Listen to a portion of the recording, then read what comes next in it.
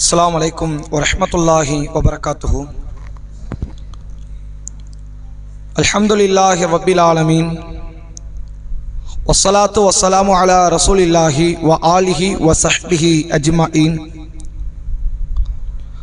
व मन तबिअहु व ताअहु बिद्दीन इला यौमिद्दीन।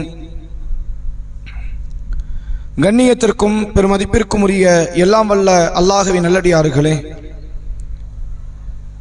அல்லாஹுடைய பேரருளால் வாரந்தோறும் சனிக்கிழமை மக்ரிப் தொழுகையை தொடர்ந்து அல் குர்ஆனில் இருந்து சில வசனங்களை உங்களுக்கு வழங்கி அதிலிருந்து கேள்விகளை கேட்டு மார்க்க அடிப்படையிலான அதனுடைய விளக்கத்தை நாம் அறிந்து கொண்டு வருகிறோம். அந்த அடிப்படையில் கடந்த வாரத்திலிருந்து சூரா ஆலி இம்ரான் என்ற 3வது அத்தியாயம் அதனுடைய ஆரம்ப 30 வசனங்களை நிறைவு செய்த நிலையில் இன்றைய தினத்தில் 31வது வசனத்தில் இருந்து 60வது வசனம் வரை இடம்பெற்றிருக்கக்கூடிய வசனங்களுக்கான கேள்விகளையும் அதனுடைய விளக்கத்தையும் நாம் அறிந்து கொள்ள இருக்கிறோம். திருமறை குர்ஆனினுடைய அறிவு ஞானம் என்பது ஒவ்வொரு கால பொழுதுகளில் இருந்தும் மிகப்பெரிய பொக்கிஷத்தை அந்த கால மக்களுக்கு வழங்கக்கூடிய அளவிற்கு ஒரு பெரும் அற்புத நூல் என்பதில் மாற்று கருத்துக்கு இடம் கிடையாது. இந்த குர்ஆனின் மீது பற்று வைத்திருப்பவர்களாக இருந்தாலும் சரி, இதனுடைய எதிரிகளாக இருந்தாலும் சரி, உலகத்தில் இந்த அளவிற்கு ஆய்வு செய்யப்பட்ட ஒரு நூல் வேறு எதுவுமே இருக்காது குர்ஆனை தவிர. இதன் மீது பற்று கொண்டவர்கள் ஒவ்வொரு வார்த்தைகளையும் எழுத்துக்களையும் நுணுக்கமாக ஆய்வு செய்து இந்த குர்ஆனினுடைய விரிவுரைகள் மட்டுமே லட்சக்கணக்கான நூல்கள் உலக அரங்கிலே எழுதப்பட்டு கொண்டும் இருக்கிறது. அதே போன்று இந்த குர்ஆனை விமர்சிப்பவர்கள் 1400 ஆண்டுகளாக உலக எங்கிலும் இருக்கிறார்கள்.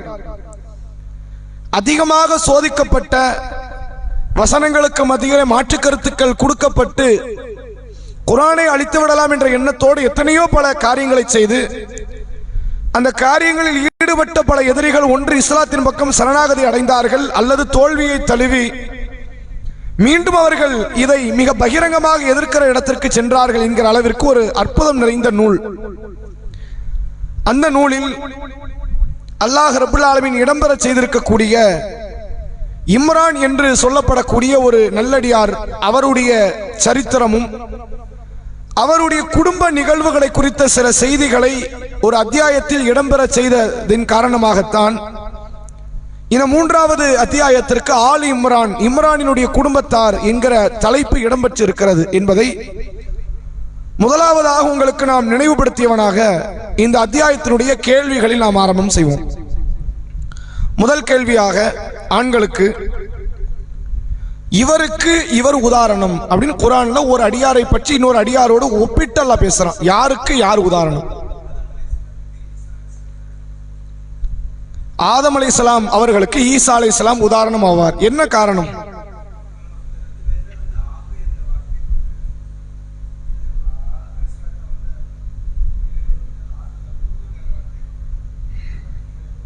சரி,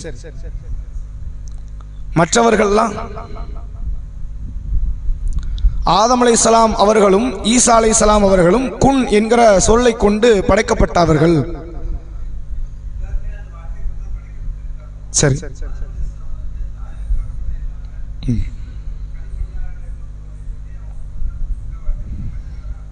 சரி,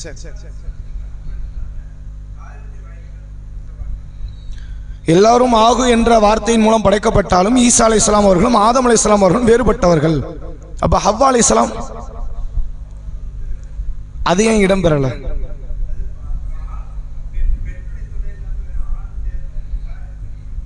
சரி, அதாவது குர்ஆனில் சூரா ஆலி இம்ரான் என்ற 3வது அத்தியாயத்தின் 59வது வசனம் அல்லாஹ் சொல்கிறான், இன்ன மஸல ஈசா இந்தல்லாஹ், அல்லாஹ்விடத்தில் ஈசா அலைஹிஸ்ஸலாம் அவர்களுக்கு உவமையாகிறது கமஸலி ஆதம், ஆதமை போன்றவர் அவர் அப்படின்னு அல்லாஹ் சொல்றான்.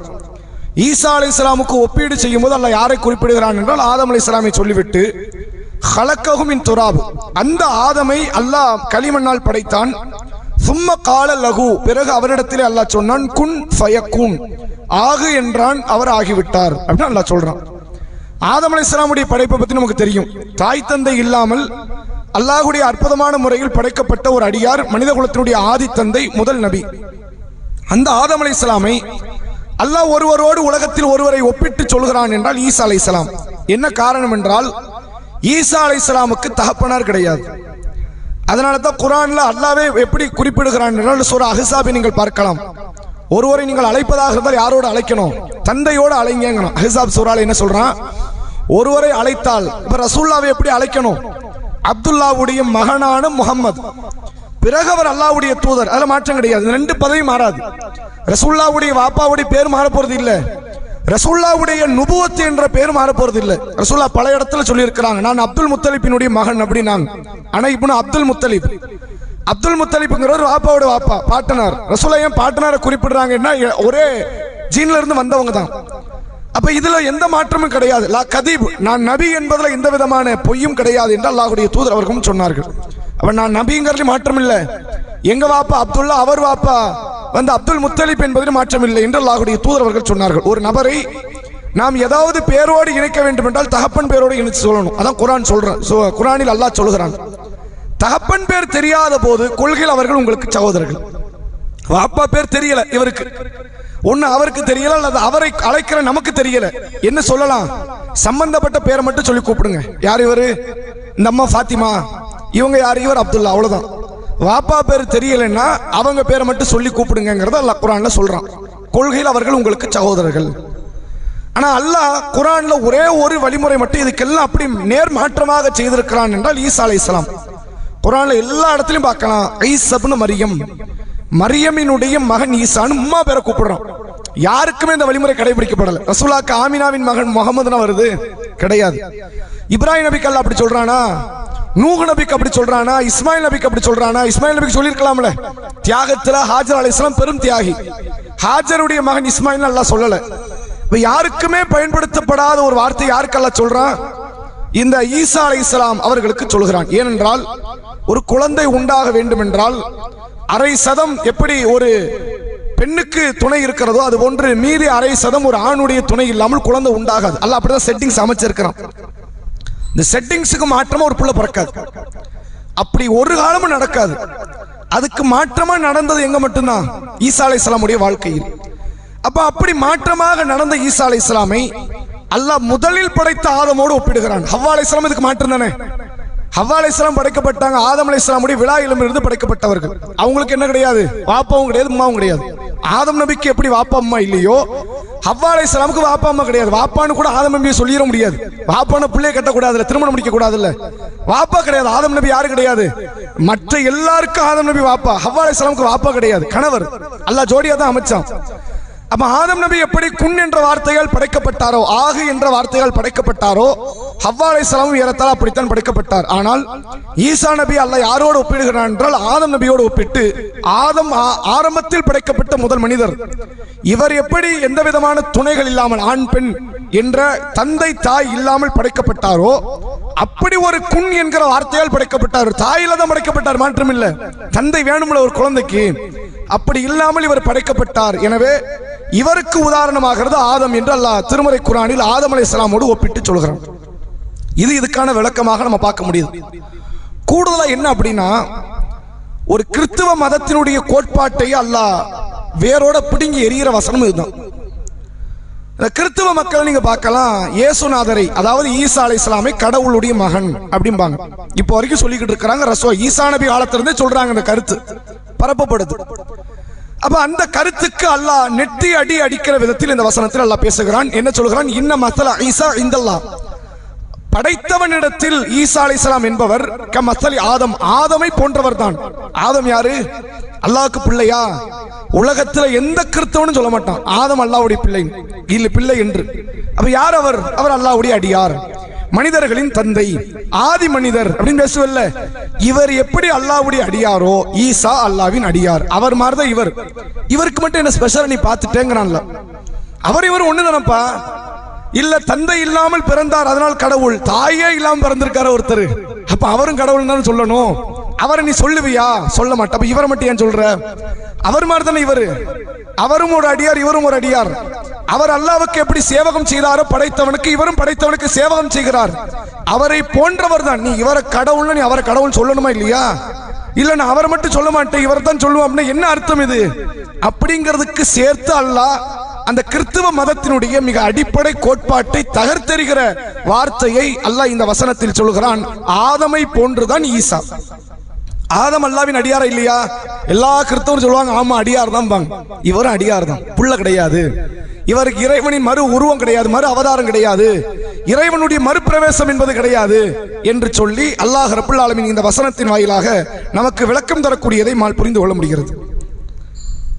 அடுத்த கேள்வி பெண்களுக்கு. யாரையெல்லாம் அகிலத்தாரை விட அல்லாஹ் சிறப்பித்திருக்கிறான்?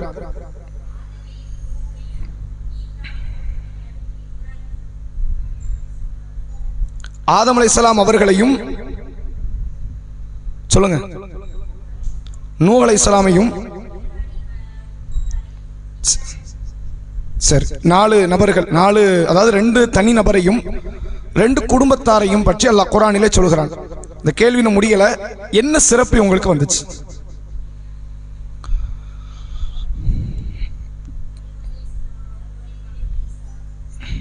மரியம் அலைஹிஸ்ஸலாமுடைய சரி இல்ல நபியுடைய மகன் நபி வந்ததுனால சிறப்பா? அப்படி சிறப்புனா தாவூத் நபிக்கு அந்த சிறப்பு இருந்திருக்கணும்ல. நபியுடைய மகன் நபி என்று சிறப்பு இருக்குமே, ஆனால் யாருக்கு இருந்திருக்கணும்? நீங்க இப்ராஹிம் நபியுடைய மகன் ஈசா, அதாவது இஸ்மாயில் நபி. அதே மாதிரி இஸ்ஹாக்குடைய மகன் யாக்கூப், யாக்கூபுடைய மகன் யூசுப் என்று சொல்லுவீங்க. இதுதான் அந்த சிறப்புக்கான காரணம். தாவூதின் மகன் சுலைமான் சொல்லணும்ல, அதுவும் சிறப்பு தானே. ஜக்கரியாவுடைய நபி மகனின் மகன் யஹியா, அதுவும் சிறப்பு தானே. ஆனா ஜக்கரியாவுடைய குடும்பத்தாரையோ ஜக்கரியாவை பற்றி அல்லாஹ் பேசல, தாவூதை பற்றி அல்லாஹ் பேசல. ஆனா அதுக்கு மாற்றமா இம்ரானின் குடும்பத்தாருங்கிறான்ல. ஏன், எந்த விதத்தில் சிறந்தவர்கள் ஏன்னு கேட்க கூடாது, அது தப்பு. இவரை மட்டும் ஏன் சிறப்பிச்சேன்னு அல்லாஹ் நம்ம கேட்டோம், நீங்க நம்ம குஃப்ரை நோக்கி போறோம்னு அர்த்தம். அதை கேட்க நமக்கு அதிகாரம் கிடையாது. எப்படி சிறப்பித்திருக்கிறான்னு கேட்கிறேன். மற்றவர்களை விட இவர்கள் எந்த விதத்தில் வேறுபட்டவர்களாக நிற்கிறார்கள்?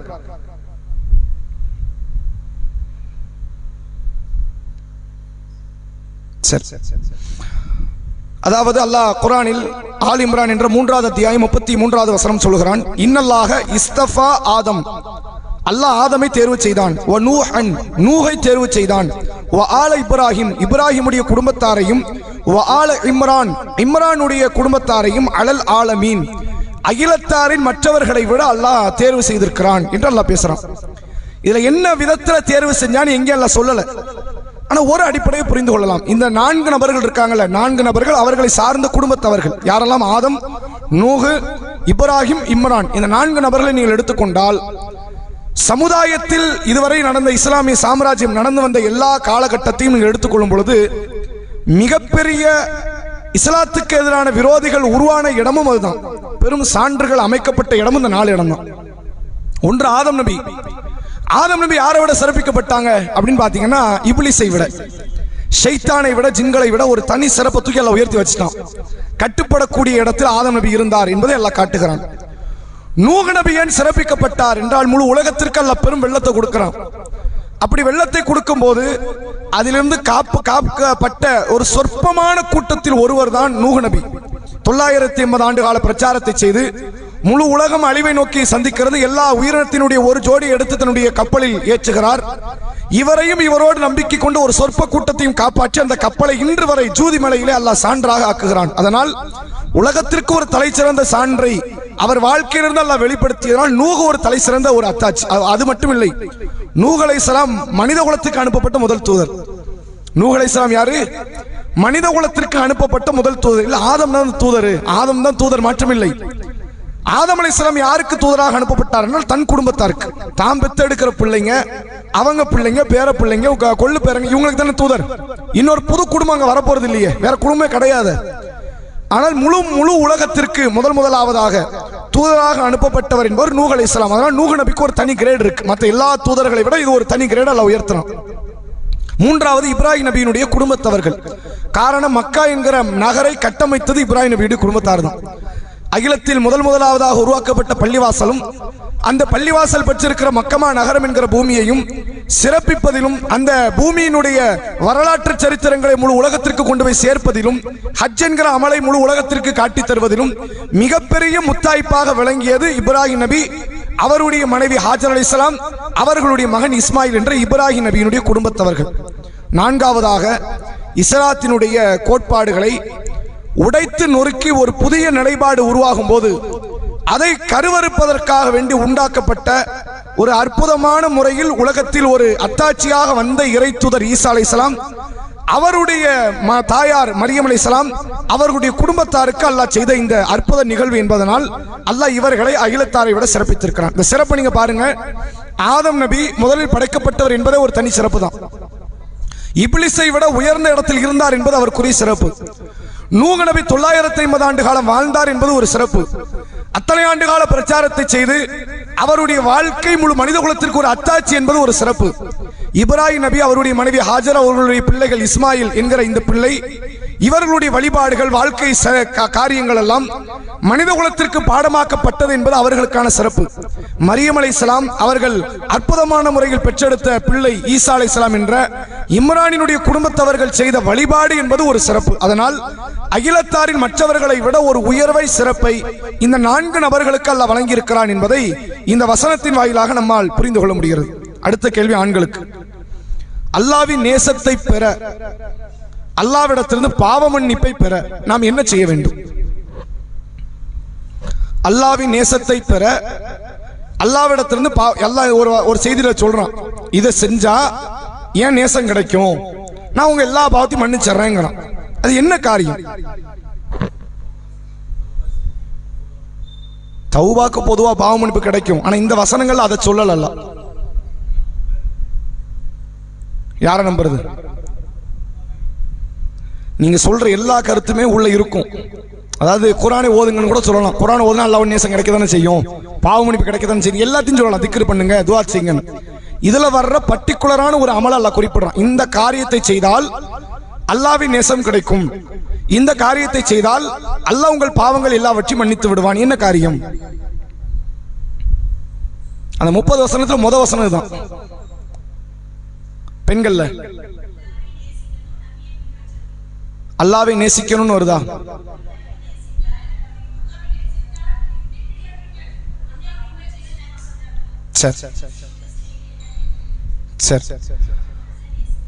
ஆல் இம்ரானினுடைய 31வது வசனம் அல்லாஹ் சொல்கிறான், குல் நபியே நீங்கள் மக்களுக்கு போய் சொல்லுங்கள், இன் குன்தும் துஹிப்பூன் அல்லாஹ், நீங்கள் அல்லாஹ்வை நேசித்தால். யாருக்கு தான் முத பாடமே இது? காஃபிர்கள், இறை மறுப்பாளர்களுக்கு இந்த பாடம் எடுபடாது. யார் இறைவனை ஏற்றிருக்கிறார்களோ, இறைவனை விரும்புகிறார்களோ அத்தகைய மக்களுக்கான அறிவுரை. நபியே நீங்கள் சொல்லுங்கள், நீங்கள் அல்லாஹ்வை நேசித்தால் ஃபத்தபிஊனி, என்னை பின்பற்றும்படி நீங்கள் சொல்லுங்கள். யாரை? ரசூலுல்லாஹ்வை. ரசூலுல்லாஹ்வை நீங்க பின்பற்றுங்கள். அப்படி பின்பற்றினால் யுஹிபுக்குமுல்லாஹ், அல்லாஹ் உங்களை நேசிப்பான்.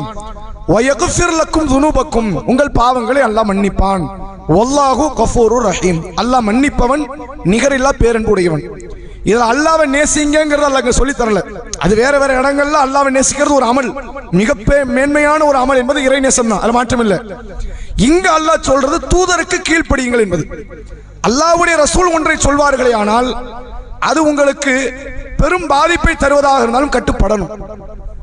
ரசூலுல்லாஹ் ஒன்றை உங்களுக்கு தடுப்பார்களே ஆனால் அதன் மூலமாக உங்களுக்கு பெரும் லாபம் வருவதாக இருந்தாலும் சரி, அந்த தடையை நீங்கள் ஏற்றுக்கொண்டு அதை தடுத்துக் கொள்ள வேண்டும்.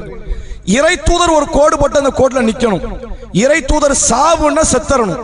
அந்த அளவிற்கு கட்டுப்பட தகுதி படைத்த ஒரு மனிதர் என்றால் உலகத்தில் நபி அவர்களுக்கு முன்னாடியும் சரி பின்னாடியும் சரி அந்த இடத்துல வேற யாரும் கிடையாது. இந்த சமுதாயத்திற்கு வேற யாருக்கல்ல அந்த அதிகாரத்தை கொடுக்கல. அது அபூபக்கர் ரலியல்லாஹு அன்ஹுவா இருக்கலாம், ஏனைய சஹாபிகளா இருக்கலாம், தாபீன்கள், தபா தாபீன்கள், மார்க்கத்திற்காக அருமாடுபட்ட இமாம்கள், மார்க்கறிஞர்கள் யாராக வேண்டுமானாலும் இருக்கலாம், உயிர் தியாகிகளா இருக்கலாம், பெரும் செல்வத்தை தன்னுடைய அல்லாஹ்வுடைய பாதையில செலவழித்த வள்ளல்களாக இருக்கலாம். யாராக இருந்தாலும் சரி, என் தூதருக்கு கட்டுப்பட்டா அதனால் உங்கள் பாவங்களை அல்லாஹ் மன்னிக்கிறான், உங்களை அல்லாஹ் நேசிக்கிறான் என்பதை அல்லாஹ் திருமறை குர்ஆனிலே சொல்லித் தரக்கூடியதை பார்க்க முடிகிறது.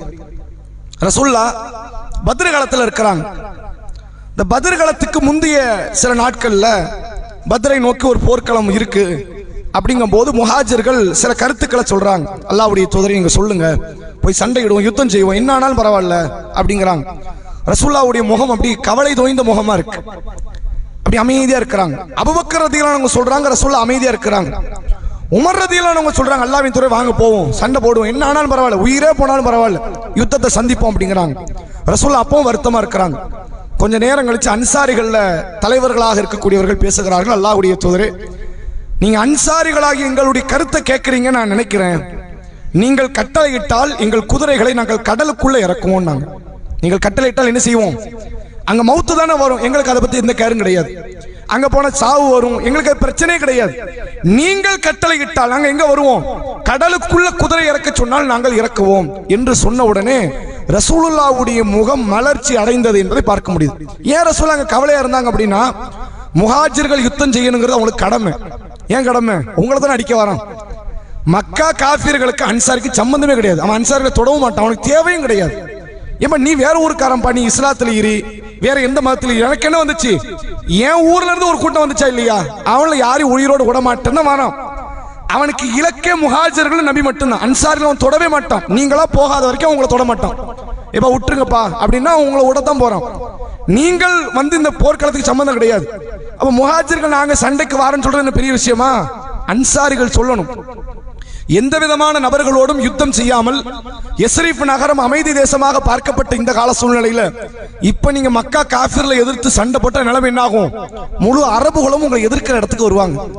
அப்ப அதுக்கு தயாராங்கிறத ரசூலுல்லாஹ் அன்சாரிகள்கிட்ட கேள்வியா கேட்காம அமைதியா இருக்கிறாங்க. அப்ப அன்சாரிகள் சொல்றாங்க, நாங்கள் முழு அரபு குலத்தை அல்ல உலகத்தையே எதிர்க்கிற நிலை வந்தாலும் சரி, நீங்க சொன்னா நாங்கள் எதிர்ப்போம், உங்களுக்கு கட்டுப்படுவோம், என்ன ஆனா எவ்வளவு பெரிய பிரச்சனை வரட்டும், நீங்கள் சொன்னால் கட்டுப்படுவோம் என்று நபிகளாருடைய தோழர்கள் அதற்கு பதிலளித்த காரணத்தால் ரசூலுல்லாஹ்வுடைய முகம் மலர்ந்தது என்பதை பார்க்க முடிகிறது. கட்டுப்பாடுனா இப்படி இருக்கணுங்கிறான்ல. ரசூலுல்லாஹ்வுடைய காலத்துல நிறைய சம்பவங்களை கட்டுப்பாடுக்கு சொல்லலாம். ஒரு முத்தாய்ப்பான ஒரு செய்தி என்றால் உம்மு அத்தியா ரலியல்லாஹு அன்ஹா என்ற ஒரு நபி தோழியர். இந்த அம்மையாரை பற்றிய செய்திகள் நீங்க குறைவா தான் பார்க்க முடியும், ஆனா இவங்க அறிவிச்ச ஹதீஸ் நிறைய இருக்கு. ரசூலுல்லாஹ் தன்னுடைய மகளுடைய ஜனாசாவை குளிப்பாட்ட சொன்ன நிகழ்வுகள் எல்லாம் இந்த அம்மா கூட நிற்பாங்க குளிப்பாட்டுகிற காரியத்துல. அப்படிப்பட்ட உம்மு அத்தியா ரசூலுல்லாஹ்வுடைய மௌத்துக்கு பிறகு ஒரு நாள் அவருடைய மகன் மௌத்தாயிட்டார். உம்மு அத்தியாவுடைய தாம் பெத்த புள்ள மௌத்து, மகன் மரணிச்ச ஒரு 2-3 நாட்கள் கிடக்குது. வாசனை திரவியங்களை எல்லாம் பூசிக்கொள்றாங்க, நல்ல ஒரு அலங்காரம் மிக்க ஒரு ஆடை அணிகிறாங்க. அத வீட்டுல மௌத்து வீடுனா ஒரு பார்வை இருக்கும்ல, ஒரு வாரத்துக்கு ஒரு மாசத்துக்குலாம் வீடு துக்ககரமான வீடாவே தான் இருக்கும், ஒரு மகிழ்ச்சிகரமான நிகழ்வுகள் எதுவுமே நடக்காது. இவங்க 3 நாள் தான் ஆகுது, புள்ள மௌத்தாயி 3 நாள் பிள்ளைலாம் அடக்கம் பண்ணியாச்சு. அந்த வருத்தம் அவர்கள் முகத்திலே அவங்க நடை உடையில எதுலையுமே தெரியல. ஏன்னா செத்து போனது யாரு, ரொம்ப நேசமிக்கது, மகனை விட ஒரு பெரிய உறவு, பிள்ளையை விட ஒரு பெரிய உறவு பெண்ணுக்கு இருக்குமா, கணவனை விட முக்கியமா தான் பார்ப்பாங்க. அதனால தான் அல்லாஹ் குர்ஆன்ல சொல்றான், மறுமை நாளில் பால் ஊட்டக்கூடிய தாய்மார்கள் தன் பால் ஊட்டுகிற குழந்தையை மறப்பாளுங்கிறான். ஏன் சொல்றான், மறக்க மாட்டா லேசுல, அதையே மறக்க வைக்கிற காலம் மறுமைங்கிறான்ல. இப்ப குழந்தையை மறந்து நடப்பது என்பது ஒரு பெண்ணுக்கு வந்துருன்னா சாத்தியப்படாத ஒரு காரியம். அந்த காரியத்தை இந்த அம்மா செய்யறாங்க. 3 நாள் கழிச்சு பிள்ளையுடைய மௌத்தை பத்தி கடுகளவு கவலை இல்லாமல் வாசனை திரவியங்களை அணிந்து கொண்டு தான் வீட்டுக்குள்ள தன்னை அவர்கள் அலங்கரித்துக் கொண்டிருக்கிறாங்க. இதை பார்த்து சில பெண்களோ சமுதாயத்தில் உள்ள சில மக்களோ என்ன கேட்கிறாங்கன்னு, உம்மு அத்தியாவே மௌத்தானது யாரு, உங்க புள்ள உங்க பையன் மௌத்தா இருக்கிறான், கொஞ்சம் கூட கவலை கிடையாதா, ஆனா ஒரு மாச காலம் காத்திருந்தா என்னவா, அதுக்குள்ள உங்களை நீங்க வந்து என்ன அலங்காரப்படுத்துவதை பார்த்தால் ஏதோ உங்க வீட்டுல மௌத்தே வராத மாதிரிலாம் இருக்கு பேச்சு நடவடிக்கை எல்லாம் பார்த்தா அப்படித்தானே இருக்குது. கொஞ்சம் யோசிச்சு பாருங்களேன், நம்ம வீட்டுல ஒரு ஃபங்க்ஷன் வைக்கிறோம், பக்கத்து வீட்டுல மையத்தை விட அந்த ஃபங்க்ஷனை மாத்திடுவோம், அப்படிதானே. ஒரு ஃபங்க்ஷன் மாத்த முடியாத ஃபங்க்ஷனா வேற, சில ஃபங்க்ஷனை வைக்கிறோம் பக்கத்து வீட்டுல மையத்தை விடணும், பக்கத்து வீட்டுக்கு நமக்கு சம்பந்தமே கிடையாது, ஆனா அவன் வீட்டுல மையங்கிறனால நம்ம மாத்திடுவோம். அந்த அளவுக்கு நம்ம அடுத்தவர்களுடைய துக்கத்துக்கு மதிப்பு கொடுப்போம். உங்க புள்ள மௌத்தா இருக்க உங்களுக்கு மதிப்பு இல்லையா, அதுக்கு வருத்தம் இல்லையாங்கிற மாதிரி கேட்கிறாங்க. அப்ப உம்மு அத்தியா ரலியல்லாஹு அன்ஹா அவங்க அழகா சொன்னாங்க, எல்லாருக்கும் வருத்தம் இருக்கிற மாதிரி எனக்கு இருக்கு, ஆனா ரசூலுல்லாஹ்வுடைய கட்டளை என்ன தெரியுமா, யார் மரணித்தாலும் 3 நாட்களுக்கு மேல் துக்கம் அனுஷ்டிக்க கூடாது என்பது நபியின் கட்டாயம். ரசூலுல்லாஹ் கட்டாயப்படுத்தி இருக்கிறாங்க.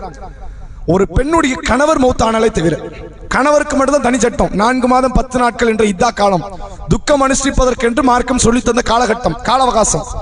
யார் மரணித்தாலும் சரி 3 நாட்களுக்கு மேல் துக்கம் அனுஷ்டிக்க கூடாது நாங்க சொல்லலாம். அப்ப எனக்கு வருத்தம் இருக்குது, என்னால் வெளிக்காட்ட முடியும், காட்டக்கூடாதுன்னு யார் சொல்லியிருக்கிறா? ரசூல்லா சொல்லியிருக்கிறாங்க. நபி வார்த்தையை மீறி நடக்க முடியுமா? நடக்கலாமா அப்படின்னு சொன்னாங்க. இது என்னன்னா ஒரு பானை சோற்றுக்கு ஒரு சோறு பதங்கிற மாதிரி. சஹாபாக்கள் அத்தனை பேருமே இப்படிதான் இருந்தாங்க. எல்லாருடைய வாழ்க்கை நீங்க எடுத்து பாருங்க, ஒவ்வொரு இடத்துல தன்னுடைய கட்டுப்பாடு அவ்வளவு அதிகமாக வெளிப்படுத்தியவர்கள். அப்ப அந்த கட்டுப்பாடு யாரிடத்தில், ரசூலுல்லாஹ்வுடைய விஷயத்தில் கட்டுப்பாடு யாருக்கு இருக்கிறதோ அவர்கள் இறை நேசத்திற்குரியவர்கள், அவர்கள் பாவங்கள் மன்னிக்கப்பட்டவர்கள். நீங்க பாவ மன்னிப்புக்காக அலைகிறீங்களா, கடுமையான முறையில் போராடுறீங்களா, இஸ்லாம் காட்டுகிற ஒரு அழகிய வழிமுறை, தூதரை கடைபிடிச்சு நடங்க. பாவ மன்னிப்பு கேட்கறது ஒரு பக்கம், அல்லாஹ்ட்ட மன்றாடுங்க, நன்மைகளை செய்யுங்க. தூதருக்கு கட்டுப்பட்டால் அல்லாஹ் பாவங்களை மன்னிச்சுக்கிட்டே வரும். நீங்கள் கட்டுப்பட உங்களுக்கு பாவங்கள் மன்னிக்கப்படும் என்பதை மார்க்கம் சொல்லி தருவதை பார்க்க முடிகிறது. அடுத்த கேள்வி பெண்களுக்கு. காஃபிர்களை அல்லாஹ் நேசிக்க மாட்டான் அப்படின்னு அல்லாஹ் சொல்றான் இந்த 30 வசனத்துல. யார் காஃபிர்?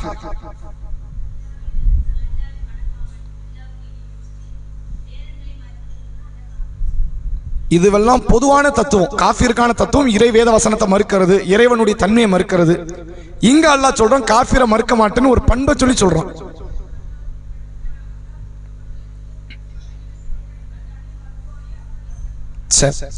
அல்லாஹ் ரப்பல் ஆலமீன் சொல்றான், அதாவது ஆல் இம்ரானுடைய 32வது வசனம், அத்தியுல்லா வ அத்தியுர் ரசூல், அல்லாஹ்வுக்கு கீழ்ப்படியுங்கள், அல்லாஹ்வுடைய தூதருக்கு கீழ்ப்படியுங்கள். ஃபஇன் தவல்லவ், இல்ல நாங்க கட்டுப்பட மாட்டோம்னு ஒருத்தன் சொன்னான் வைங்க, ஃபஇன்னல்லாஹ லா யுஹிப்புல் காஃபிரீன், அத்தகைய காஃபிரை அல்லாஹ் நேசிக்க மாட்டான். யார் அவன்? காஃபிர். அல்லாஹ் சொன்னபடி கேட்க மாட்டேன் அப்படின்னு ஒருத்தன் நடந்தாமனா அவனுக்கு அல்லாஹ் வைக்கிற பேர் இவன் காஃபிர். அல்லாஹ்வுடைய ரசூல் சொன்னபடி நான் கேட்க மாட்டேன் என்று ஒருவன் நடந்தானே ஆனால் அவனுக்கு அல்லாஹ் சொல்லக்கூடிய பேர் காஃபிர் என்று திருக்குர்ஆன் நமக்கு சொல்லி தருது. நாம காஃபிர்னா எப்படி புரிஞ்சு வச்சிருக்கிறோம் தெரியுமா? அல்லாஹ்வை மறுத்தவன், இஸ்லாத்தை ஏற்காதவன், இவன் எல்லாம் காஃபிர். காஃபிர்ங்கிறது கெட்ட வார்த்தை கிடையாது. அல்லாஹ்வை மறுத்தவன், இறை மறுப்பாளன் என்பதற்கு அரபியில் சொல்லக்கூடிய வார்த்தை காஃபிர். இப்போ வேற வேற மத தெய்வங்களை நாம மறுக்கிறோம்ல, அந்த கோட்பாடு படி நாம காஃபிர். எந்த கோட்பாடு படி? வேற மத தெய்வங்கள் கோட்பாட்டின்படி நாம யாரு? காஃபிர்கள். குர்ஆன்ல அல்லாஹ் அப்படிதான் சொல்றான், குல் யா அய்யுஹல் காஃபிரூன், காஃபிர்களே என்று நபியே நீங்கள் அழையுங்கள். லா அஅ்புது மா தஅ்புதுன், நீங்கள் வணங்குவதை நான் வணங்கக்கூடியவன் அல்ல, நான் வணங்குவதை நீங்கள் வணங்க மாட்டீர்கள். ஓம் பார்வையில நான் காஃபிர், ஏன் பார்வையில நீ காஃபிர். லக்கும் தீனுக்கும் வலிய தீன், உன்னுடைய மார்க்கம் உனக்கு, என்னுடைய மார்க்கம் எனக்கு அப்படின்னு அல்லாஹ் சொல்றான். அப்ப அல்லாஹ் ரப்பல் ஆலமீன் சொல்லி தரக்கூடியது என்னவென்றால், காஃபிர் என்றால் நாம எப்படி புரிந்து வைத்திருக்கிறோம்? இறைவனை மறுத்தால் இஸ்லாத்தை ஏற்காதவர்களை காஃபிர் நம்ம சொல்றோம்.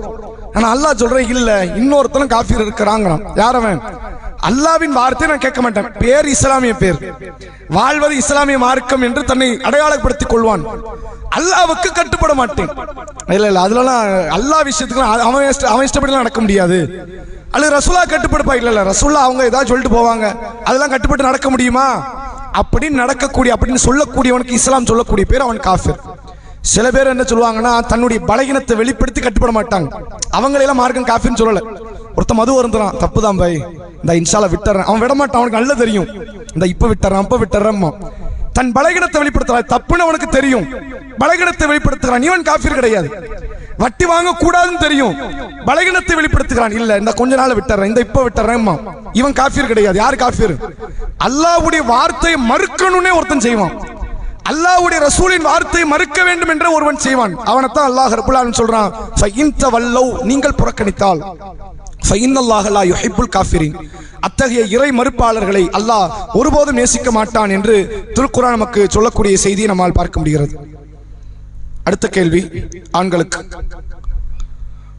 நேர்ச்சை செய்த ஒரு பெண்ணை பற்றி அல்லாஹ் குர்ஆனிலே சொல்கிறான். எந்த பெண் நேர்ச்சை செஞ்சாங்க, என்னத்தை நேர்ச்சை செஞ்சாங்க? மரியமுடைய, இம்ரானினுடைய மனைவி என்ன நேர்ச்சை செஞ்சாங்க?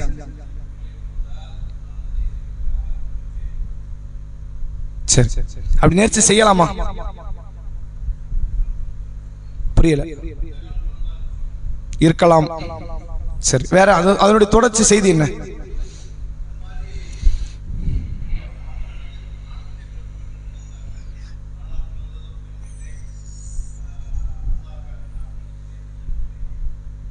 சரி, அதாவது இம்ரான் என்ற நபருடைய ஒரு நல்லடியாராகத்தான் இருப்பார். ஏன்னா அவருடைய குடும்பத்தார் சிறப்பிக்கப்பட்டதன் காரணமாக. அவங்கள பற்றி எந்த தகவலும் இல்லை. குர்ஆன்ல நீங்க பார்க்கலாம், ஹதீஸ்ல பார்க்கலாம், இம்ரான்ங்கிற நபரை பற்றி எந்த செய்தியுமே கிடையாது. ஆனா ஒரு நல்லடியார் என்று புரிந்து கொள்ளலாம். அவருடைய மனைவி அவங்க ஒரு கருவை உண்டாயிருக்கிறாங்க. அப்ப கருவை உண்டான போது அவங்க ஒரு நேர்ச்சை ஒன்றை செய்கிறார்கள். அல்லாஹ் ரப்பல் ஆலமீன் சொல்றான், இது காலத் இம்ராத்து இம்ரான், இம்ரானினுடைய மனைவி அவர்கள் சொல்கிறார்களாம், ரப்பி இன்னி நதர்து லக்க மாஃபி பத்னி முஹர்ரரன், யல்லா என்னுடைய வயிற்றிலே நான் சுமந்திருக்கக்கூடிய இந்த கருவை உனக்காக நான் நேர்ச்சை செய்கிறேன் அப்படிங்கிறாங்க. முதல்ல இப்படி நேர்ச்சை பண்ணலாமான்னு கேட்டக்கூடாது. இப்ப அவங்க பண்ணாங்களே, அவங்களுக்கு ஷரியத்து வேற. அல்லாஹ் ரப்பல் ஆலமீன் கொள்கை யாருக்கும் மாற்ற மாட்டான். ஆதம் நபி லா இலாஹ இல்லல்லாஹ் தான் சொன்னார், நூஹ் நபி தான் சொன்னார். யாராவது ஒருத்தங்க இல்ல கடவுள் 2 பேரும் மாத்த சொன்னாங்களா? கிடையாது. இந்த கொள்கை யாருக்குமே மாறாது. கடைசி காலம் வரைக்கும் தான் கொள்கை. மறுமையின் உண்டு, விதி உண்டு, மாணவர்கள் உண்டு, தூதர்கள், இது எல்லாம் ஒண்ணுதான், மாற்றமே கிடையாது. மார்க்க சட்டத்திட்டம் உண்டுல, ஒருத்தருக்கு சொன்னது இன்னொருவருக்கு சொல்லாமல் கூட எல்லாம் மாற்றி இருக்கலாம், மாத்தி மாத்தி அமைச்சிருப்பான். ஏன்னா அவன் தான் அமைக்கிறான் இந்த மார்க்க சட்டங்களை. அப்படி மார்க்க சட்டங்களில் இது ஒருவேளை அவர்கள் சமுதாயத்தில் கூடுமானதாக இருந்திருக்கலாம். அதனால தான் துறவிகளாக அவங்க மாறினாங்க. கிறிஸ்தவ சமுதாயம் என்ன செஞ்சாங்க? துறவிகளாக மாறினார்கள். அப்ப அல்லாஹ் அதை பற்றி சொல்கிறான், அவர்களுக்கு நாம் அதை கட்டளையிடவில்லை, ஆனாலும் அதை அவர்கள் பேணவும் இல்லைங்கிறோம். அட போயிருக்கேன், பண்றேன்னு சொல்லிட்டேன், நான் உனக்கு அதை சொல்லல, சரி பண்ணிக்க, அப்படினாலும் அது பேணி இருக்கணுமா இல்லையா? அதை அவர்கள் சரியான முறையில் பேணவும் இல்லைங்கிறோம். அப்ப துறவரம் அந்த காலத்துல ஒரு குறிப்பிட்ட காலம் வரை அல்லாஹ் அனுமதி கொடுத்திருந்தான் என்ற அந்த வசனத்தை புரிந்து கொள்ளலாம். இப்ப அது கிடையாது. அது மாதிரி நேர்ச்சைங்கிற ஒரு காரியம் இஸ்லாத்துல உண்டு. எதை நேர்ச்சை செய்யலாம்? அமலை நேர்ச்சை செய்யலாம். நான் தொழுவுறேன், நோன்பு வைக்கிறேன், தர்மம் செய்யறேன், குர்பானி கொடுக்கிறேன், குர்ஆன் ஓதுறேன், துஆ செய்யறேன், திக்ர் பண்றேன், எதையாவது நேர்ச்சை செய்யலாம், தப்பு கிடையாது. நான் என் பிள்ளைய கொடுக்கிறேன் நேர்ச்சை பண்ணலாமான்னு கேட்ட கூடாது. அது மாதிரியான நேர்ச்சைகள் மார்க்கத்தில் தடுக்கப்பட்டது. ரசூலுல்லாஹ்வுடைய காலத்துல ஒரு நபி தோழர் சொல்றாரு, நான் யாரிடத்திலும் பேச மாட்டேன்கிறார், வெயில் தான் நிப்பேங்கிறார், உட்கார மாட்டேங்கிறார், நோன்பு வைத்திருப்பேன்கிறார், ஏதோ ஒரு காரியத்திற்காக அவர் நேர்ச்சை செய்கிறார். அப்ப ரசூலுல்லாஹ் என்ன சொல்றாங்க? அவரை பேச சொல்லுங்கள், உள்ள அமர சொல்லுங்கள், பள்ளிக்குள்ள வாங்க அமர சொல்லுங்கள், நோன்பை மட்டும் முழுமைப்படுத்தட்டும். அப்ப ஒரு காரியத்தை நீங்கள் நேர்ச்சை செய்வீர்களே ஆனால் அது அமல்களாக இருக்கலாம், அதுக்கு மார்க்கத்தில் அனுமதி உண்டு. ரசூலுல்லாஹ்வுடைய காலத்தில் இன்னொருத்தர், ஒரு வயசான ஒருத்தர் பிள்ளைங்களோட நடந்து போய்கிட்டு இருக்காரு ஹஜ்ஜுக்கு. இது ஏன் இப்படி போறீங்கன்னு கேட்கும் போது, என்னுடைய தந்தை ஹஜ்ஜ நடந்தே வர மாதிரி நேர்ச்சி பண்ணிருக்கிறாரு. ஹஜ்ஜி பண்றேன்னு நேர்ச்சி பண்ண தப்பு இல்ல, நடந்தே வரேன்னு சொன்னீங்கல்ல, ஒட்டகத்தில் ஏறுங்க, அவர் வாகனத்தில் கூட்டு போங்க, நாங்க சொல்லலாம், ஹஜ்ஜ முழுமைப்படுத்துங்க, இது முழுமைப்படுத்தாதீங்க. அப்ப அமல்களை நேர்ச்சி செய்யலாம். இந்த பிள்ளைங்களை நேர்ச்சி பண்றதுங்கிற கலாச்சாரம் அந்த சமுதாயத்திற்கானது, நமக்கானது இல்லை. இது முதல் செய்தி. அதுலயும் யாரத்தான் அவங்க நேர்ச்சி பண்ண முடியும்னா ஆணத்தான் நேர்ச்சி செய்ய முடியும். யாரத்தான் பண்ண முடியும்? பெண் பிள்ளைலாம் நேர்ச்சி பண்ண முடியாது. பெண் பிள்ளை என்பவர்கள் அரவணைப்போடு கூடிய நிலையில் வளர்க்கப்பட வேண்டியவர்கள். முதல்ல வாப்பா வளர்ப்பார், வாப்பா அம்மா, அடுத்து அண்ணன் தம்பிகளுடைய பொறுப்பு, அடுத்து கணவருடைய பொறுப்பு, அடுத்து பிள்ளைகளுடைய பொறுப்பு.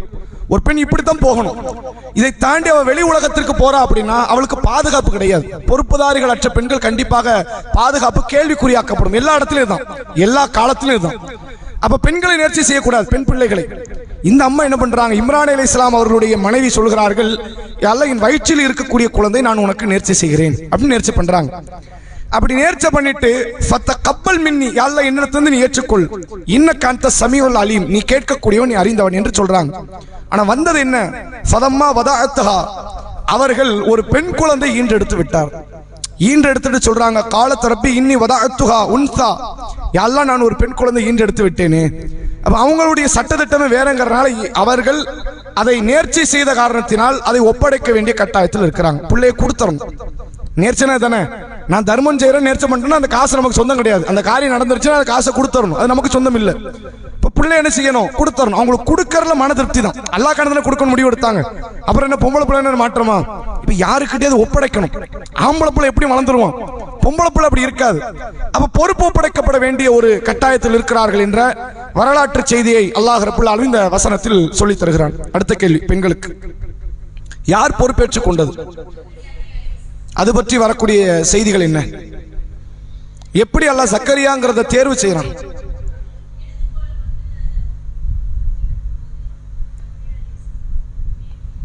எழுதுகோள் கொண்டு போடப்படுதுன்னு என்ன அர்த்தம்?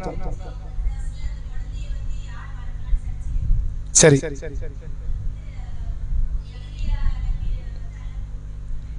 இல்ல எப்படி அவங்கள முடிவு எடுக்கிறாங்க? ஜக்கரியா தான் பொறுப்புதாரி என்று யார் முடிவெடுத்தார்?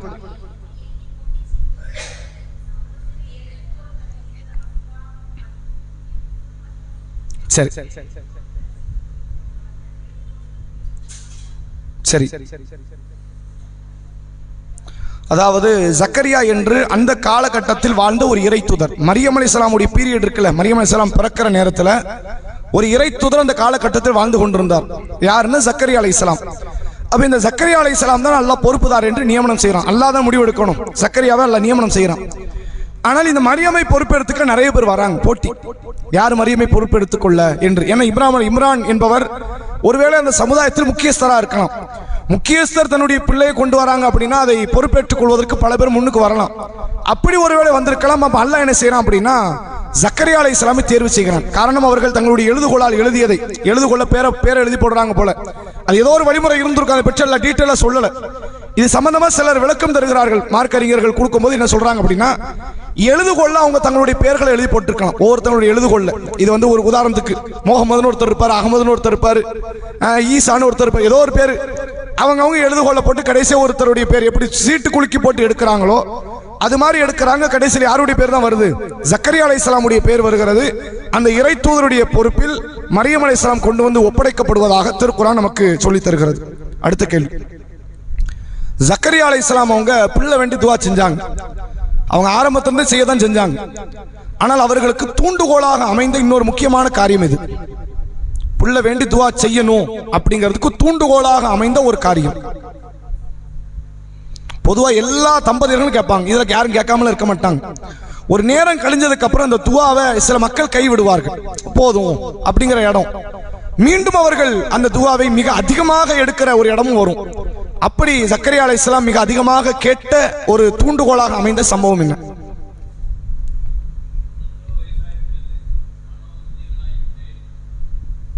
இல்ல, அது துவா செய்யறாங்க, நான் வயசானவன் ஆயிட்டேன் எனக்கு பிள்ளையத்தான்னு கேட்கிறாங்க. அதை கேட்கறதுக்கு அவங்களுக்கு தூண்டுகோலாக அமைந்த அந்த நேரத்தில் நடந்த சம்பவம் என்ன?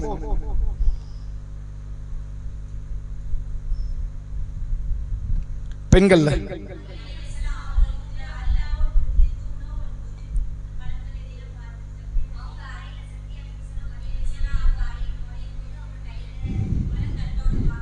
சரி சரி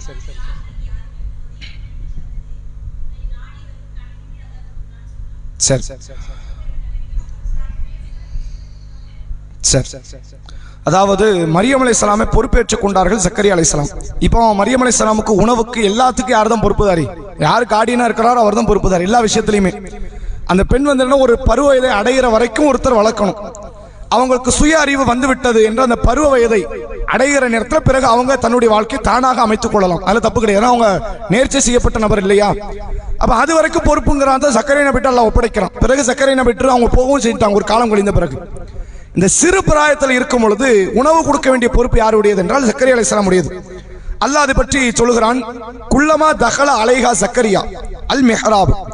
ஜக்கரியா அவர்கள் அந்த மரியமினுடைய சிறுமியினுடைய அறைக்குள் நுழையும் போதெல்லாம் அவங்க என்ன பார்க்கறாங்க அப்படின்னா, வஜத இந்தஹா ரிஸ்கன், எதையாவது ஒரு உணவு கையில் வச்சிருக்காங்க, ஏதாவது ஒரு சாப்பாடு. அந்த காலத்தில் உள்ள ஒரு கனி வர்க்கங்களா இருக்கலாம், வேற ஏதோ ஒரு உணவுப் பொருளா இருக்கலாம், கையில வச்சிருக்காங்க. நான் தானே உனக்கு சாப்பாடு கொடு, வேற யாரும் கொடுக்கவும் மாட்டாங்க. நான் தான் கொடுக்கணும், நான் தானே உனக்கு கார்டியன், நான் தானே கொடுக்கணும். அவங்க கேட்கறாங்க, கால யா மரியம் அன்னாலக்கி ஹாதா, மரியமே இது உனக்கு யாரு கொடுத்தா அப்படின்னு கேட்கறாங்க. யாரும் கொடுத்தா தப்பெல்லாம் கிடையாது, ஆனா யாரு கொடுத்திருந்தாங்கன்னு சொல்லணும்ல, யாரு கொடுத்தான்னு கேட்கறாங்க. காலத்து ஹுவ மின் ஐந்தில்லாஹ், இது அல்லாஹ்விடத்திலிருந்து எனக்கு வந்தது. இன்னல்லாஹ் யர்சுக்கும யஷாஉ பிகைரி ஹிசாப், அல்லாஹ் தான் நாடியவர்களுக்கு கணக்கில்லாமல் கூலி வழங்குகிறான் என்று மரியம் அலைஹிஸ்ஸலாம் அவர்கள் சொல்கிறார்கள். இது ஒரு இன்ஸ்பயர் ஆன ஒரு காரியம். ஈமான் கொண்டவர்களுக்கு சில நேரங்கள்ல உள்ள உதிப்பை வந்து சில சம்பவங்கள் அவர்களுக்கு உணர்த்தும். அவர்கள் ஈமானை அதிகப்படுத்துவதற்கென்று சில காரியங்களை அல்ல தூண்டுகோலாக அமைப்பான். அந்த காரியம் அவர்களுடைய ஈமானை வளர்க்கும். ஜக்கரியா அலைஹிஸ்ஸலாம் வந்து லேசப்பட்ட ஈமான்தாரிலாம் கிடையாது. ஒரு இறை தூதர் சமுதாயத்தை வந்து கட்டமைத்து இழுத்து கொண்டு செல்லக்கூடிய அளவிற்கு, கடிவாளம் போடக்கூடிய அளவிற்கு உண்டான ஒரு தலைவர்.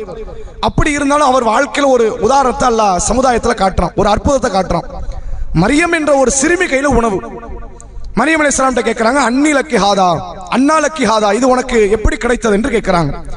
அப்ப கேட்கும் போது மரியம் அலைஹிஸ்ஸலாம் சொல்கிறார்கள், ஹாதா மின் இந்தில்லாஹ், இது அல்லாஹ்விடத்திலிருந்து கொடுக்கப்பட்ட உணவு, அல்லாஹ் தான் எனக்கு கொடுத்தான் அப்படிங்கிறாங்க. வேற எந்த ஒரு படைப்பின் மூலமாக இல்லாமல் அல்லாஹ் ரப்பல் ஆலமீன் எனக்கு அற்புதமான முறையில் கொண்டு வந்து சேர்த்த உணவு என்று சொன்ன உடனே ஜக்கரியா அலைஹிஸ்ஸலாமுக்கு ஒரு தடுமாற்றம் உள்ளத்துல. என்ன மாதிரி தடுமாற்றம்? அது அவர்களுடைய ஈமானிய உணர்வை இன்னும் அதிகப்படுத்துது. அல்லாஹ் சில சம்பவத்தின் வாயிலாக அந்த ஈமானிய உணர்வை அதிகப்படுத்துறான். எப்படி ரசூலுல்லாஹ்வுக்கு மியாராஜ் பயணம் ஈமானி உணர்வை அதிகப்படுத்துவதற்கு ஒரு துணைக்கோளாக அமைந்ததோ, மூசா அலைஹிஸ்ஸலாம் அவர்களுக்கு கைத்தடி பாம்பாக மாறிய உடனே ஈமானி உணர்வு அதிகப்படுவதற்கு ஒரு துணைக்கோளாக அமைந்ததோ, அது மாதிரி ஜக்கரியா அலைஹிஸ்ஸலாமுக்கு மரியம் அலைஹிஸ்ஸலாமுடைய அந்த நிகழ்வு செயல் ஒரு பெரிய உள்ளத்துல ஒரு மாற்றத்தை தந்தது, ஒரு துணையாக அது அமைந்தது. வாழ்க்கையில ஒரு பெரிய ஈமானி உணர்வை அது பெற்று தந்தது. அதன் தொடர்ச்சியில தான் அவங்க அல்லாஹ்விடத்திலே கேட்கிறார்கள், ரப்பி ஹப்லி மில்லதுன்க துர்ரியத்தன் தய்யிபத்தன் இன்னக சமீஉத் துஆ. யா அல்லாஹ், உன்னிடத்திலிருந்து ஒரு தூய குழந்தை நான் கேட்கிறேன், நீ துவாவை செவியேற்கக்கூடிய இடத்தில் இருக்கிறாய் என்று ஜக்கரியா அலைஹிஸ்ஸலாம் அல்லாஹ்விடத்தில் கேட்டாப்ப. அதுக்கு முன்னாடி உங்க கேட்கலாம் கிடையாது. அதான் எல்லா காலத்திலும் எல்லா மக்களும் செய்யக்கூடிய இயல்பான ஒரு காரியத்தை நபி அதை விட அதிகமாகத்தான் செய்வார்கள். ஆனா ஒரு காலப்போக்கில் அது என்னவாக மாறும் என்றால் அதுல ஒரு குறைவு கூட ஏற்படலாம், போதுங்கிற எண்ணம் கூட வரலாம். துவா செஞ்சு எனக்கு நடக்கலைங்கிற எண்ணம் நபிமார்களுக்கு ஒருபோதும் வராது. நான் கேட்டு கேட்டு பார்த்தேன், அல்லாஹ் கொடுக்கவே இல்லை, நான் துவா நிறுத்த போறேன், அப்படி ஒரு எண்ணம் நபிமார்களுக்கு வராது. அந்த துவா ஒரு காலத்தை அப்படி பேசிக்கிட்டே வரும் பொழுது அது காலப்போக்கில் மறைகிற இடத்துல கூட இருக்கலாம். நம்ம எத்தனையோ துவாக்களை ஒரு நேரத்தில் மனப்பாடம் பண்ணி இருப்போம், இதை வாழ்நாள் முழுக்க செய்யணுங்கிற நோக்கத்தோடு செய்து கொண்டே இருப்போம். கொஞ்ச நாள் அது எப்படி மறந்துடும், அந்த அமலையும் மறந்துருப்போம், அது அப்படி விட்டு போயிருக்கும். மீண்டும் ஒரு பேச்சு நமக்கு அந்த அமலை மறுபடியும் தூண்டும். என்னைக்கோ ஒரு மறுபடியும் ஒரு மார்க்க பேச்சு கேட்கும் போது தஹஜ்ஜத்தை விட்டுருப்போம், அது மறுபடியும் நம்முடைய உள்ளத்துல அந்த அது குறித்த ஒரு இசைவை நமக்கு கொண்டு வருவதை போன்று ஜக்கரியா அலைஹிஸ்ஸலாம் பலமுறை இதை துவா செய்தார்கள், முதுமை பருவத்தை அடைஞ்சிருக்கிறாங்க. அப்ப மரியம் அலைஹிஸ்ஸலாமுடைய இந்த நிகழ்வை பார்க்கும்போது மீண்டும் அவர்களுக்கு துவா செய்ய தூண்டுகிறது. அப்போது கேட்கிறார், ரப்பி ஹப்லி மில்லதுன்க துர்ரியத்தன் தய்யிபத்தன் இன்னக சமீஉத் துஆ. யா அல்லாஹ், உன்னிடத்திலிருந்து நான் ஒரு தூய குழந்தையை கேட்கிறேன், நீ துவாவை ஏற்கக்கூடிய இடத்தில் இருக்கிறாய் என்று அல்லாஹ் ரப்புல் ஆலமீன் ஜக்கரியா அலைஹிஸ்ஸலாமுக்கு அல்லாஹ் ரப்புல் ஆலமீன் இடத்தில் ஜக்கரியா நபி துவா செய்தார் என்பதை பார்க்க முடிகிறது. அடுத்த கேள்வி, பெண்களுக்கு ஜக்கரியா அலைஹிஸ்ஸலாமுக்கு அல்லாஹ் எப்படி நற்செய்தியை சொன்னதாக குர்ஆன் சொல்லுது? யஹ்யாங்கிற பிள்ளையை கொடுத்தான். எப்போ கொடுத்தான்?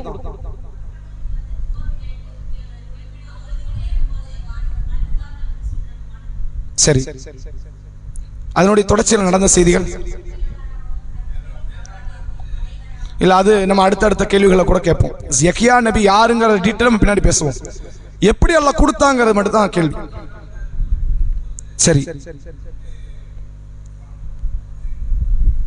சரி, அதாவது அல்லாஹ் சொல்கிறான், ஆல் இம்ரானுடைய 39வது வசனம், ஃபனாதைத்துல் மலாயிகா, வானவர் ஜக்கரியாவை அழைத்தார், வஹுவ காயிமுன் யுஸல்லி ஃபில் மிஹ்ராப், மிஹ்ராபில் அவர் தொழுது கொண்டிருக்கிறார். பொதுவாக மிஹ்ராப்ங்கிறது எதை சொல்லப்படும் அப்படின்னா, இமாம் தொழுவதற்காக வேண்டி வட்ட வடிவத்தில் அந்த சுவற்றில் வந்து போடப்பட்டிருக்கிற ஒரு பள்ளத்தை தான் மெஹராப்னு சொல்லுவாங்க. அறைகளுக்கும் சொல்லப்படும். எதுக்கு சொல்லப்படும்? ரூமுக்கு கூட வந்து மெஹராப் என்று சொல்லப்படும். ஒரு ஃபான் சொல்லுவாங்க, மெஹராப் என்று சொல்லுவாங்க. அப்ப மரியம் அலைஹிஸ்ஸலாமுக்கு ஒரு மெஹராப் இருந்துச்சு, இவங்க ஒரு மெஹராபில் இருக்கிறாங்கன்னா ஒரு அறை என்று புரிந்து கொள்ளலாம். ஒரு அறையில் நின்று ஜக்கரியா அலைஹிஸ்ஸலாம் அவர்கள் தொழுது கொண்டிருக்கும் போது ஒரு வானவர் வந்து ஜக்கரியா நபியை அழைக்கிறாங்க. அழைத்து என்ன சொல்கிறார்கள்? அன்னல்லாஹு யுபஷ்ஷிருக்க பி யஹ்யா முஸத்திகன் பி கலிமத்தி மினல்லாஹி வ ஸய்யிதின் வ ஹஸூரன் வ நபிய்யன் மினஸ் ஸாலிஹீன். யஹ்யா அலைஹிஸ்ஸலாம் உடைய நல்ல பண்புகள் ஒரு 4 காரியத்தை சொல்லி, யஹ்யா என்ற குழந்தை அல்லாஹ் உமக்கு நற்செய்தியாக வழங்குகிறான் அப்படின்னு சொல்றாங்க. அதை சொல்லும் போது அவங்க ஒரு கேள்வி ஒன்று கேட்கிறாங்க. இது நம்ம அடுத்த கேள்வியா வச்சுக்கோம், ஆண்களுக்கான கேள்வி. 2 அற்புதத்தை அல்லாஹ் இந்த வசனத்துல சொல்றான். அந்த 2 அற்புதம் வழங்கப்பட்ட நபர்களும் எப்படி இது நடக்கும், சாத்தியப்படும் கேட்கிறாங்க. என்ன 2 அற்புதம், யாருக்கு வழங்கப்பட்டது?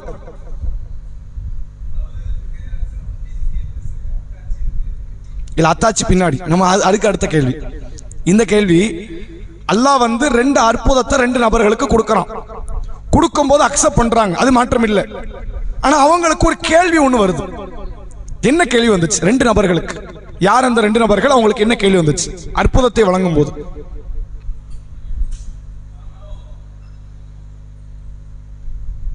வாங்க முடியட்டும்.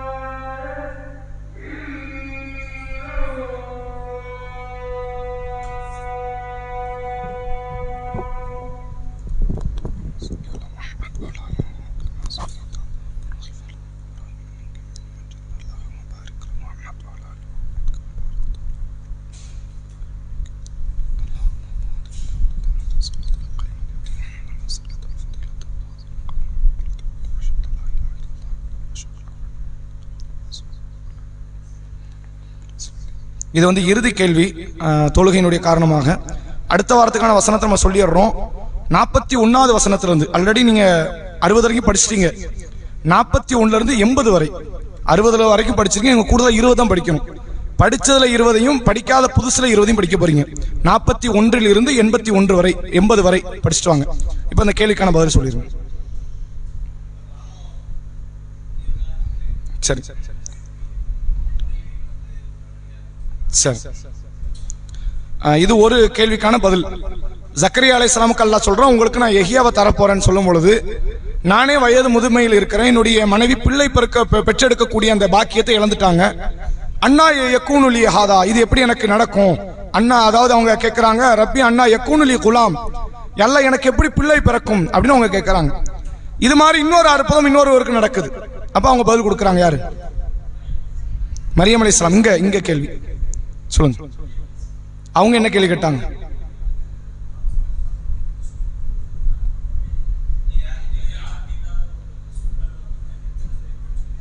சரி, அதாவது அல்லாஹ் 2 சம்பவமே குழந்தையை கொடுக்கிற சம்பவம் தான். சரிங்களா? 2 சம்பவம் என்ன சம்பவம் தான்? குழந்தையை கொடுக்கிற சம்பவம்.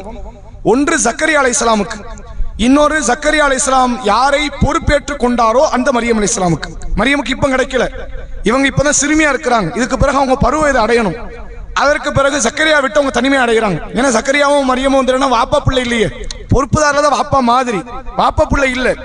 அப்ப பருவயதை அடைஞ்சிட்டா ஆட்டோமேட்டிக்கா அவங்க யாரா மாறிடுவாங்க? அந்நிய ஆண் அந்நிய பெண். அதனாலதான் அவங்க கிழக்கு திசையை நோக்கி ஒரு அறையில் தனிமையில் அவங்க இருப்பாங்க. தனிமையில் இருக்கும் போது அவங்களுக்கு ஈசா அலைஹிஸ்ஸலாம் பிறக்கும் பொழுது மக்கள் அதை விமர்சனம் செய்வார்கள் என்றெல்லாம் பார்க்க முடியுது. அப்ப மரியம் அலைஹிஸ்ஸலாம் இதே மாதிரி ஒரு கேள்வி வந்து வைக்கப்படும். வானவர்கள் வந்து என்ன கேட்பாங்கன்னா, யா மரியம் இன்னல்லாஹ இஸ்தஃபாக்கி வ தஹ்யரக்கி வஸ்தஃபாக்கி அலா நிசாயில் ஆலமீன், அகிலத்தாருடைய பெண்களை விட்டுமல்ல உன்னை சிறப்பித்து இருக்கிறான், உன்னை தூய்மைப்படுத்தி இருக்கிறான், உன்னை தேர்வு செய்திருக்கிறான் அப்படின்னு சொல்லிட்டு உனக்கு வந்து ஒரு குழந்தை கிடைக்கும் என்று அவங்க நற்செய்தியை சொல்கிறார்கள். யா மரியம் இன்னல்லாஹ யுபஷ்ஷிருக்க பி கலிமத்தின் மின்ஹு இஸ்முஹு அல் மஸீஹ் ஈஸா இப்னு மரியம், மரியமினுடைய மகனான ஈசா என்ற பெயருடைய மசீஹ் என்பவரை அல்லாஹ் உனக்கு வந்து பரிசளிக்க இருக்கிறான் அப்படின்னு வந்து அவங்க வானவர்கள் வந்து சொல்றாங்க. அப்படி சொல்லும் போது அவங்க திருப்பி கேட்கிற கேள்வி இதுல வரல. அவங்க என்ன கேட்கிறாங்க அப்படின்னா, அல்லாஹ் எனக்கு எப்படி புள்ள பிறக்கும்? மரியம்ங்கிற சூறால வருது. அவங்க என்ன கேட்கிறாங்க, எனக்கு எப்படி புள்ள பிறக்கும்? நான் வந்து நான் வழிகட்ட ஒரு காரியத்தை நான் செஞ்சதும் கிடையாது, எந்த ஆணை என்னை தீண்டியது கிடையாது, எனக்கு எப்படி புள்ள பிறக்கும்னு அவங்க கேட்கிறாங்க. இதே கேள்வியை தான் ஜக்கரியா அலைஹிஸ்ஸலாம் கேட்கிறாங்க, அல்லாஹ் எனக்கு எப்படி புள்ள பிறக்கும்? நான் வயது முதுமையில் இருக்கிறேன், என் மனைவி குழந்தை பெற்றெடுக்கிற பாக்கியத்தை இழந்து விட்டார்கள், அப்ப அவங்க இன்னொரு முதுமையில் இருக்கிறாங்க, அப்ப எங்களுக்கு எப்படி புள்ள பிறக்கும் அப்படின்னு கேட்கும் பொழுது அல்லாஹ் ரப்புல் ஆலமீன் அதற்கு பதிலளிக்கக்கூடிய கதாலிக் அல்லாஹு யஹ்லுகு மா யஷா, தான் நாடியதை அல்லாஹ் படைப்பான். ஒரு காரியம் இருந்துதான் படைக்கணுங்கிற அவசியம் மனிதர்களுக்கு, அதுக்கு சம்பந்தமே இல்லாத காரியத்தை கொண்டு வருவான், அது அல்லாஹ். அதனால்தான் அல்லாஹ்வுக்கு ஒரு முக்கியமான பேர் ஹாலிக் என்பதை போன்று ஃபாத்திர் என்று ஒரு பேர் இருக்கு. அல்லாஹ்வுடைய 99 பேர்ல ஒரு பேர் என்னது? ஃபாத்திர். ஃபாத்திர் என்றால் முன்மாதிரி என்று படைப்பவன். அதுக்கு சாத்திய கூறே இருக்காது, அதை கொண்டு வருவான் அல்லாஹ். இப்படி ஒண்ணு கொண்டு வரதுக்கு என்ன கிடையாது? சாத்திய கூறு கிடையாது. பூமியை படைச்சான், இதே பார்த்தா படைச்சான். இப்ப பறவையை பார்த்து மனிதன் வந்து விமானத்தை கண்டுபிடிச்சான். அது இன்றைக்கு காலப்போக்கில் இல்லாம மாறிக்கிட்டு இருக்குது. பூமி எதை பார்த்து படைச்சான்ல?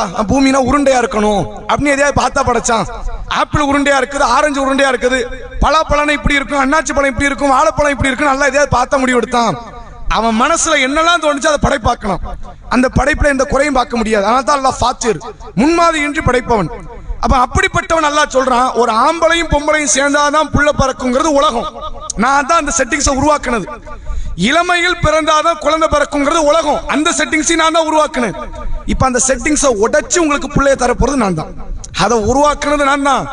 அதை இப்ப உடைச்சு அதுக்கு மாற்றமா குழந்தைய கொடுக்க போறது நான் தான் என்று அல்லாஹ் ரப்புல் ஆலமீன் சொல்லிவிட்டு, இதா கதா அம்ரன், அல்லாஹ் ஒரு காரியத்தை முடிவெடுப்பானே ஆனால் இன்னமா யகூலு லஹு குன் ஃபயகூன், ஆகு என்பான், அது ஆகிவிடும். அங்க சொன்ன வசனம் கரெக்டா வருதா? ஆதம் அலைஹிஸ்ஸலாம் இவரும் ஒப்பானவர் என்று சொல்லிட்டு அங்க குன்னுங்கிற வார்த்தை சொன்னான். அதே வார்த்தையை தான் மரியம் அலைஹிஸ்ஸலாம் பார்த்து சொல்றான், ஆகு என்றால் அல்லாஹ் அதை நோக்கி அல்லாஹ் சொல்வான், ஒரு காரியத்தை உண்டாக்க வேண்டும் என்று அல்லாஹ் முடிவெடுத்து விட்டால் ஆகு என்பான், அது ஆகிவிடும் என்ற அந்த அடிப்படையில் அல்லாஹ் ரப்புல் ஆலமீன் இந்த 2 அற்புத நிகழ்வுகளை படைத்திருக்கிறான் என்பதை பார்க்க முடியுது. கூடுதலா ஒரு தகவல் என்னன்னா, யஹ்யாங்கிற பேரையும் அல்லாஹ் தான் வச்சான், ஈசாங்கிற பேரையும் அல்லாஹ் தான் வச்சான். ஆனா ரெண்டுல என்ன ஸ்பெஷல்னா யஹியாங்கிற பேர் இதற்கு முன்பு உலகத்துல யாருமே வைக்காத ஒரு பேர். அப்ப ஈசா ஒருவேளை இருந்திருக்கலாம். ஈசாங்கிற பேர் என்னது, அது புது பேர்லாம் இல்ல. உலகம் படைக்கப்பட்ட காலத்துல மனிதர்களை யாராவது ஒருத்தர் அந்த பேரை ஒருவேளை வச்சிருக்கலாம். அது நல்ல அர்த்தமுள்ள பேரா இருந்திருக்கலாம், ஒரு காலத்துல வச்சிருக்கலாம். யஹியாவும் கண்டிப்பா நல்ல அர்த்தம் உள்ளதாக இருந்திருக்கும். ஆனால் படைக்கப்பட்ட நாளிலிருந்து யஹியா என்ற பெயரை இந்த குழந்தைக்கு முன்னாடி யாரும் வச்சதில்லை. இதுக்கப்புறம் லட்சம் பேர் வைக்கலாம், கோடி பேர் வைக்கலாம், இதுக்கு முன்னாடி யாரும் வைத்தது கிடையாது என்பதை அல்லாஹ் மற்றொரு அத்தியாயத்தில் நினைவுபடுத்துகிறார் என்பதை பார்க்க முடியுது. அடுத்த வார கேள்விகள் 41வது வசனத்திலிருந்து 80வது வசனம் வரை. சுப்ஹானக்கல்லாஹும்ம பிஹம்திக அஷ்ஹது அல்லா இலாஹா இல்லா அன்த அஸ்தக்ஃபிருக வ அத்தூபு இலைக்.